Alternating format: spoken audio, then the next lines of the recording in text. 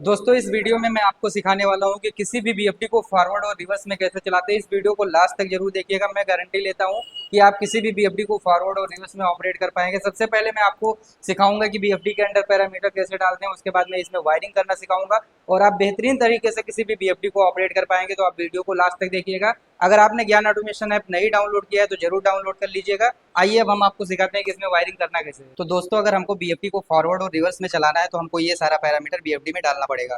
सबसे पहले हमको बीएफडी को रीसेट करना पड़ेगा। तो जैसे कि आप यहाँ पे पैरामीटर देख सकते हैं, सबसे पहले हमको पैरामीटर नंबर एंट्री करना पड़ेगा 00 के 02 में। तो यहाँ से हम 00 के 02 में जाएंगे और यहाँ पे हमको 9 डालना पड़ेगा और रीसेट करना पड़ेगा। तो यहाँ से हमने पैरामीटर में 9 डाला और उसके बाद में यहाँ से हमने रीसेट कर दिया। तो ये बीएफडी आप देख सकते हैं अभी रीसेट हो गया।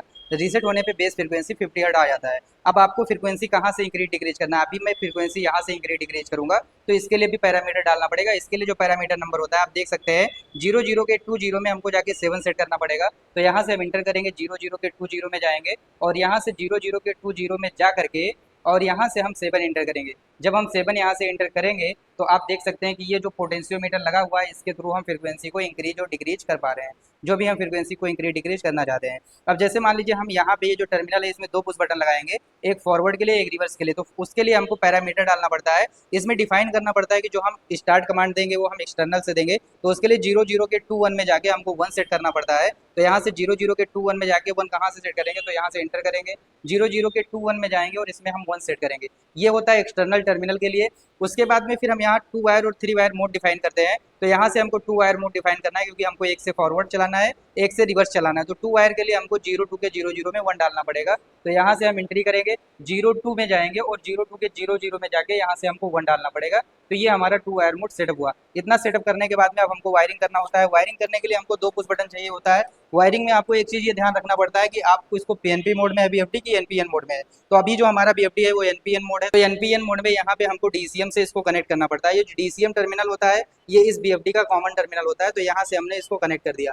इसको कनेक्ट करने के बाद में इससे जो हमारा स्टार्ट का एक वायर होगा तो इसको हम पहले टर्मिनल पे मतलब डिजिटल 1 पे कनेक्ट करेंगे। तो डिजिटल 1 का इसका जो डेल्टा बीएफडी का नेम होता है वो M1 होता है। उसके बाद में इसका जो दूसरा टर्मिनल होगा उसको हम दूसरे टर्मिनल पे कनेक्ट करेंगे। जो डिजिटल 2 जिसको हम M2 बोलते हैं या MI2 भी इसमें डेल्टा में लिखा होता है, इसको हमने यहाँ पे दूसरे टर्मिनल पे कनेक्ट कर दिया। अब दूसरे टर्मिनल पे कनेक्ट करने के बाद में इसको भी हमको कहाँ पे ये कॉमन पे कनेक्ट करना पड़ेगा। तो ये जो डीसीएम टर्मिनल है यहाँ पे कॉमन टर्मिनल है, इसके साथ में हम इसको कनेक्ट कर देंगे। अब आप देख सकते हैं कि ये 2 पुश बटन हमने कनेक्ट कर दिया। अगर मैं यहाँ से इस पुश बटन को प्रेस करूंगा तो वहाँ पे आप देखेंगे फॉरवर्ड का कमांड गया और आप यहाँ से हमारा मोटर भी देख सकते हैं कि ये मोटर आपको रन होते हुए दिखेगा।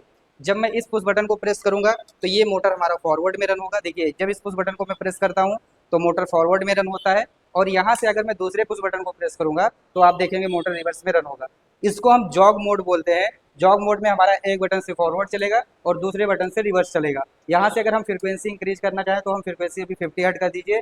अब यहाँ से हम क्या करेंगे, इसको बटन को प्रेस करेंगे तो आप देखेंगे बीएफडी हमारा 50 हर्ट्ज पे इसको कमांड दे रहा है और मोटर रन हो रहा है। यहाँ से फिर अगर मैं रिवर्स का कमांड दूंगा तो पहले फॉरवर्ड वाला स्टॉप होगा, उसके बाद ये रिवर्स में चलेगा। आप लोग चाहते हैं इसी तरीके से मैं पूरा फुल लेक्चर लेकर के आऊँ तो वीडियो में कमेंट जरूर करिएगा, वीडियो को शेयर जरूर करिएगा और ज्ञान ऑटोमेशन ऐप को जरूर डाउनलोड कर लीजिएगा।